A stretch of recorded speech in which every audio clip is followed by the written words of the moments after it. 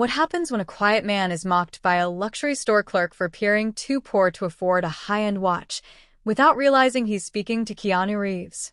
What starts as sheer arrogance quickly transforms into an unforgettable lesson, one that not only the entire store but also millions online would never forget. Because when Keanu steps inside, dressed in jeans with a backpack slung over his shoulder, he isn't seeking attention, he's searching for something far deeper. And by the time this story concludes, you'll understand why true class has nothing to do with wealth and everything to do with character. Oh, and before we move forward, tell us, where are you watching from? We love reading your comments and seeing just how far these stories reach. Inside the luxury watch boutique, an air of prestige and refinement filled the space. Dark wooden walls, soft ambient lighting, and gleaming display cases surrounded the showroom, where each watch shimmered as if it knew its worth and expected others to recognize it too. Behind the main counter stood Marina, dressed immaculately in a beige blazer, her hair neatly pulled into a tight bun. She was skimming through the store's inventory on her tablet when the soft chime of the doorbell signaled the arrival of a new customer. She looked up and almost rolled her eyes. Worn jeans, a simple black t-shirt, a motorcycle helmet in one hand, and a backpack slung casually over one shoulder.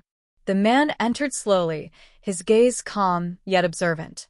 Long, slightly wavy hair cascaded past his shoulders, and his scruffy beard gave the impression of someone who had seen much, yet felt no need to prove anything. To Marina, he was an anomaly, something out of place. "Good afternoon," she greeted, forcing a professional smile. "Can I assist you with something?" "Good afternoon," he responded, his tone warm, steady. "I'm just browsing for now." She nodded but kept a watchful eye on him as he moved toward one of the display cases. Stopping in front of a limited edition Swiss timepiece, he studied it closely. A skeleton dial, white gold accents, a leather strap, one of the priciest watches in the entire store. Marina arched an eyebrow. "That's a limited model," she remarked casually. "Anniversary collection. Very exclusive." A faint smile touched his lips, his gaze fixed on the watch. "It's stunning," he murmured. "I love seeing the mechanics in motion. Feels alive." She crossed her arms lightly. "Well, these are highly technical pieces," she added, her tone smooth but laced with subtle condescension. "And, of course, quite expensive." The message was crystal clear. But if she expected him to react, she was mistaken. The man remained unmoved, his fascination with the timepiece undisturbed. "Would you like to know the price?" she pressed, her voice laced with polite disbelief. Still studying the watch, he simply replied, "Just curious." She let out a small chuckle, the kind people use when they think they're superior. To her, he didn't belong in the store. And she intended to make sure he knew it. Behind the counter, her colleague Julia watched, an amused smirk playing on her lips. Their eyes met in silent agreement, the unspoken assumption between them clear. Still unbothered, the man moved on to another case. His eyes settled on a deep blue dial watch with hand-carved Roman numerals. "This one's automatic, right?" he asked, now turning toward Marina.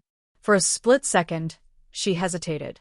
It was a precise, technical question. "Yes," she replied. "Caliber 3135 Swiss movement. One of the most reliable." "What's the power reserve?" he asked. Another brief pause. "Around 48 hours," she answered. "Why do you ask?" A slight smile played at the corner of his lips.